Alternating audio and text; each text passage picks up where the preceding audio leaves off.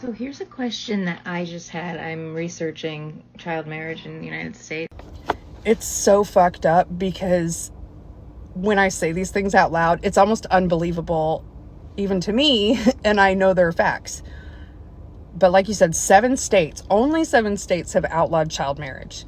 The majority of them, I think it's like they have a minimum age of like 16 or 17 with, parental consent, or I think there's some with stipulations like the older party can only be 3 years older than someone that's 16 or 17. It's different in every state.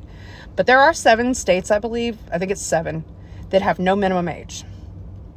And upon certain exceptions that they can check off, the parent, only one parent and a judge can approve a child of any age to get married. I believe a few years ago there was a 10-year-old in, I think, Mississippi that got married. And there was some, I think, worse than that, but I can't remember the details. And here's the fucked up part.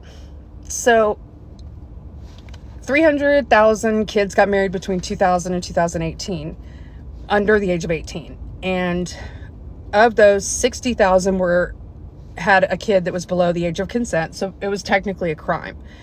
And of those 60,000 marriages, 88% of the 60,000 marriages were get out of jail free cards. So basically, there was a crime happening and the person was at risk of being convicted and a felon, locked up, registered, whatever.